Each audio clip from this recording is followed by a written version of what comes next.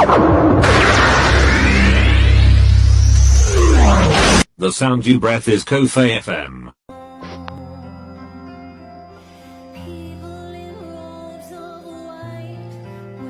The title of today's daily devotional broadcast, Samson unobvambura muromo, weshumba.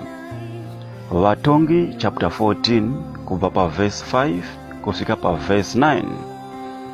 The message of today brought to you by Kofi Ministries daily devotional broadcast. Thank you for your time for listening to our daily devotional broadcast. Welcome in February, the month of receiving life from above. This is Apostle Miracle Prince. Zvino Samson nerimwe ramazuva wakapurukira Timuna, akaona mukadzi wakafadza moyo wake pakati pavakunda vavaFilistia. Akadzokera kumba akandoudza baba vake na amai vake nezve mukadzi uyo waakanga aona werudzi rwechiFilistia, achikumbira iwo kuti vaende vanomutorera iye kuti ave mukadzi wake. Asi baba vake na amai vake vakati paari, ko pakati pavakunda vehama dzako kana pakati pavanhu vangu washaya mukadzi waungatora here? Ipapo zvowoda kuzvitorera mukadzi pakati porudzi rwechiFilistia vanova vasina kudzingiswa. Samson akati kwavari, ndinokumbiravo munditorerewo iye, nokuda pokuti ndiye akafadza moyo wangu. Hallelujah.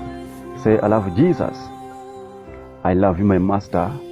Saka baba wa Samson na amai wa Samson pavainzwa nyaya iyi, Samson achivataurira nezvokuti vaende vandomutorera mukadzi kurudzi rwechiFilistia. Ivo havana kuziva kuti mashoko aya akanga achibva kuna Jehovha okuti Samson aende kurudzi rwechiFilistia andotsvaga mukadzi ikoko. Haleluya. Nokuda pokuti Jehovha wakanga achitsvaga nyaya yokuti Samson aende agondorwa navaFilistia after atora rudzi rwechiFilistia. Haleluya. Nokuda pokuti Jehovha waida kuti Samson aende andodzikinura vaIsrael avo vakanga vakatapwa muruoko rwaFilistia. Haleluya. Saka zvimwe zvinhu zvingagona kuitwa naMwari mukati muupenyu wako ukazviblema, asi usingazive kuti ndo zvinokupa upenyu.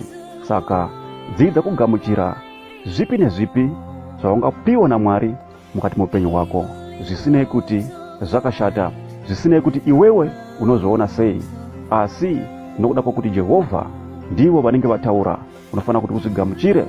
Nokuda pokuti Samson wakaudzwa naJehovha kuti aende kundoroora mudzimai kurudzi rwechiFilistia, asi vabereki vake vakanga vasingade kuti aende ikoko.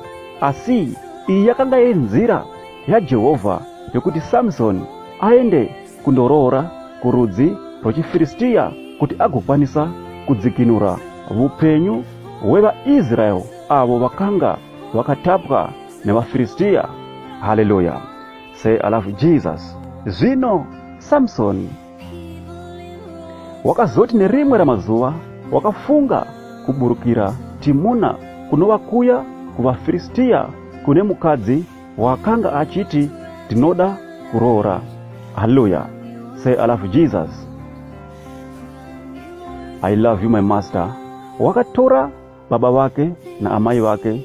Saka pavakazoti vachiburukira paminda yemizambiringa paTimuna, haleluya, kunova kuya kwakanga kuchida kundotorwa mudzimai na Samson. Haleluya. Samson wakati ari munzira iye pamwechete na baba vake na amai vake, Samson wakangoita semunhu atsauka zvake, ndo kubuda kunze, ndo kundosangana nemwana weshumba. Haleluya. Mwana weshumba iya ndobva watanga kumuombera Samson.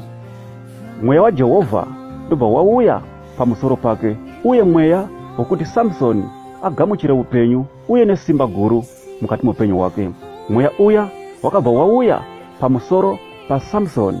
Samsoni ndobva abvambura muromo weshumba sembudzana. Hallelujah. Say, I love Jesus. I love you, my master. Saka Samsoni paakabvambura muromo weshumba akabva aenda achitevera baba vake pavakanga vaenda nako naamai vake, asi haana kuvaudza zvaakanga aita munzira, kuti chii chakanga chaitika. Hallelujah. Say, I love Jesus. Zvino nguva yakati yaenda, Samsoni akatora mudzimai wake akadzoka naye vakananga paakanga abva pakutanga. Hallelujah. Zvino Samsoni, Bhaibheri shoko raMwari rinoti Samsoni wakatsaukira kunze zvakare, akasiya mudzimai wake ari munzira achifamba. Ezvo Samsoni waienda kundoona chitunha cheshumba iya chaakanga auraya, achida kuona kuti zvazofamba sei. Haleluya. Samsoni ndo paanowana buma renyuchi nehuchi zviri mukati mechitunha cheshumba iya yaakanga auraya. Samsoni, Bhaibheri shoko raMwari rinoti Samsoni akatora huchi huya akahudya, akafamba achienda nekwakanga paenda nababa vake. Haleluya. Ndobva asvika akapawo baba vake naamai vake, asi haana kuvaudza kuti huchi uhu akanga ahubura muchitunha cheshumba icho chaakanga ambouraya akasavaudza pakutanga.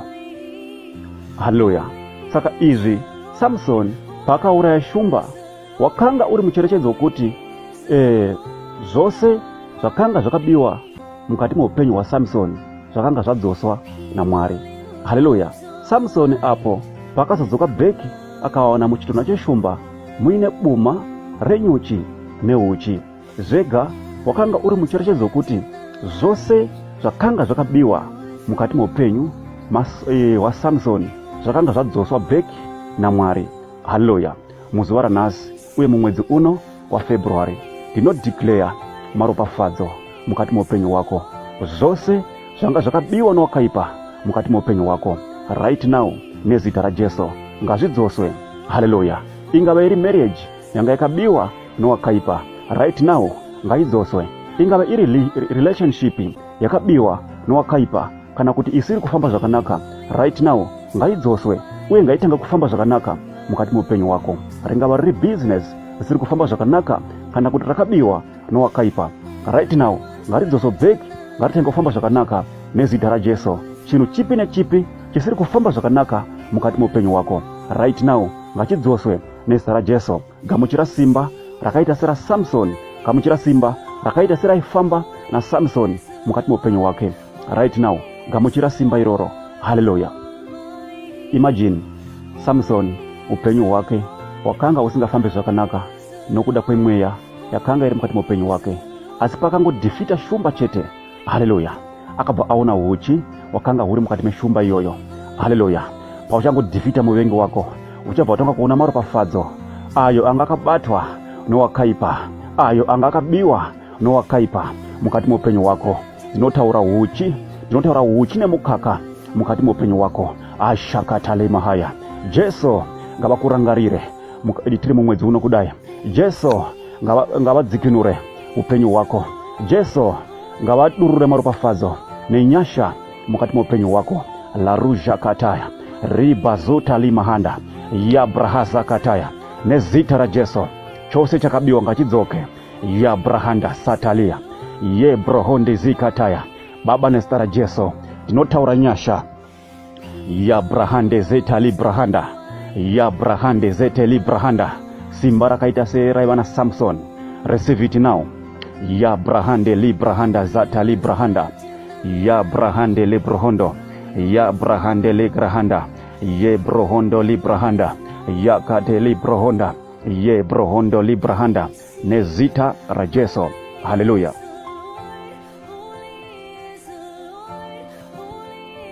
You are listening to Kofi FM.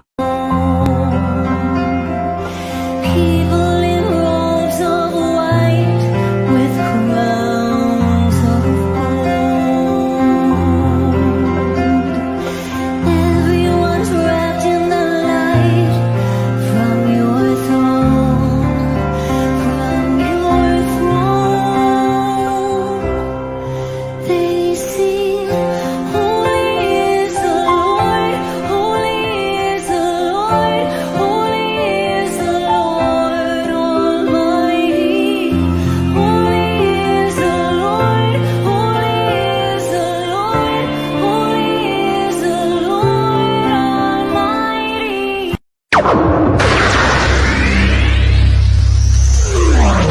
Kofi FM. Thank you for listening to today's daily devotional broadcast audio. We encourage you to share this audio with friends and contacts. Also, don't forget to let people know about Apostle Miracle Prince. You can download our daily devotional broadcast audio on YouTube, or you can contact us by this number +27619164897. Shalom. Let's touch lives together.